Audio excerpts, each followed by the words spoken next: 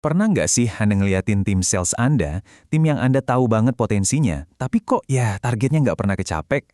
Nah ini nih, salah satu tantangan paling berat buat manajer manapun. Hari ini kita bakal kupas tuntas gimana caranya mengubah tim yang tadinya biasa-biasa aja jadi sebuah unit juara sejati. Ini masalah yang umum banget dan jujur bikin frustrasi. Pasti deh Anda mulai mikir, ini yang salah tim gue, produknya, atau jangan-jangan gue sendiri ya? Dan kalau sampai salah langkah, wah, biayanya itu gede banget. Coba bayangin, menurut riset dari Entrepreneur, kehilangan satu orang sales aja itu bisa bikin perusahaan rugi sampai 2 kali lipat gaji tahunannya. Gila kan? Angka yang nggak main-main. Terus gimana dong caranya kita putar balik keadaan ini tanpa harus boncos? Tenang, dalam beberapa menit ke depan kita akan bedah kerangka kerjanya. Mulai dari akar masalahnya sampai langkah-langkah praktis buat membangun tim juara idaman Anda. Yuk kita langsung aja bedah satu persatu. Oke, sebelum kita ngomongin timnya, kita harus lihat dulu nih targetnya sendiri. Seringkali masalahnya berawal dari sini. Ada kutipan keren dari Harvard Business Review yang menurut saya kena banget. Intinya gini, kalau yang gagal cuma 1-2 orang, mungkin emang masalahnya di orang itu. Tapi, kalau yang gagal itu hampir semua orang di tim, ya masalahnya bukan lagi di orangnya, tapi di sistemnya. Bisa jadi targetnya ngawang-ngawang, nggak jelas atau nggak realistis sama sekali. Nah, masalah sistemik kayak target yang ngawur inilah yang tanpa sadar sering banget ngebentuk tipe sales tertentu tuh. Sebuah penelitian dari Jurnal Management punya analogi yang sederhana tapi kuat banget buat ngegambarin ini.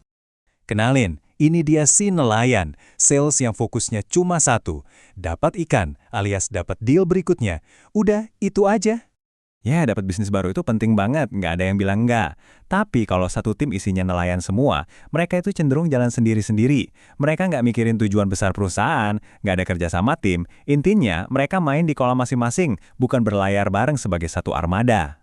Jadi, gimana caranya kita ubah mindset individual ini jadi tim yang solid dan termotivasi? Jawabannya ada di dalam ilmu psikologi, namanya self-determination theory. Ini kuncinya buat ngebuka potensi mereka. Pertama, manusia itu butuh otonomi. Ini adalah kebutuhan dasar buat ngerasa punya kendali atas kerjaan sendiri, ngerasa bebas buat ngambil keputusan, bukan kayak robot yang cuma nurut perintah. Kedua, kompetensi. Anggota tim Anda tuh harus ngerasa jago, ngerasa, wah gue bisa nih nguasain pekerjaan ini. Mereka butuh ngerasa mampu dan efektif dalam ngejalanin tugasnya. Dan yang ketiga, ini juga krusial. Koneksi. Kebutuhan buat ngerasa jadi bagian dari sesuatu yang lebih besar, ngerasa nyambung dan dihargai sama timnya, sama Anda sebagai manajer, dan sama perusahaannya. Dan ini bukan cuma teori ngawang-ngawang loh. Coba deh lihat datanya.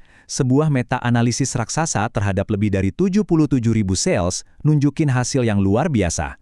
Motivasi dari dalam diri, rasa otonomi, kompetensi, dan koneksi tadi, ternyata dampaknya jauh lebih kuat buat ningkatin kinerja dibanding cuma iming-iming bonus. Oke, teorinya keren. Tapi pertanyaannya kan, gimana cara kita sebagai manajer nerapinya di lapangan? Nah, disinilah kita butuh seperangkat alat kepemimpinan yang praktis. Menurut Journal of Selling and Major Account Management, pada dasarnya ada 2 tuas utama yang bisa kita mainkan. Pertama soal kontrol. Kita mau ngukur hasil akhirnya aja atau proses perilakunya juga. Kedua soal kepercayaan. Seberapa percaya kita sama kemampuan dan integritas setiap orang di tim. Dan dari kombinasi 2 tuas itu, lahirlah 6 gaya kepemimpinan ini. Lihat deh tabelnya, ini brilian banget. Anda nggak mungkin kan ngatur anak baru sama caranya kayak ngatur sales senior yang udah puluhan tahun Anda percaya? Kuncinya adalah adaptasi. Kepemimpinan yang hebat itu bukan soal satu gaya, tapi soal kapan harus mengarahkan, kapan harus melatih, dan kapan harus mendelegasikan. Nah, jadi intinya di sini nih, kita gabungin kenapanya motivasi tadi dengan gimananya kepemimpinan yang adaptif. Itulah resep buat ngebangun tim yang performanya di atas rata-rata. Ini dia resepnya, 3 langkah praktis buat numbuhin motivasi dari dalam. Pertama, kembangkan kompetensi mereka. Kasih training, coaching, dan feedback yang membangun. Kedua, berikan otonomi. Kasih mereka kepercayaan dan ruang buat ngambil keputusan sendiri. Ketiga, bangun koneksi. Ciptakan budaya tim yang solid, di mana semua orang merasa dihargai dan jadi bagian penting. Dengan cara ini, dinamikanya bakal berubah total. Anda bukan lagi sekedar ngurusin nelayan yang jalan sendiri-sendiri.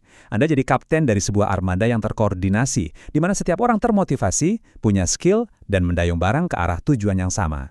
Dan ini pertanyaan terakhir buat kita semua renungkan. Sebagai pemimpin, kita mau jadi apa? Cuma sekedar mandor yang nyuruh-nyuruh? Atau kita mau jadi kapten yang ngebangun sebuah tim juara? Karena pada akhirnya, gaya kepemimpinan Anda lah kunci yang akan membuka semua potensi itu.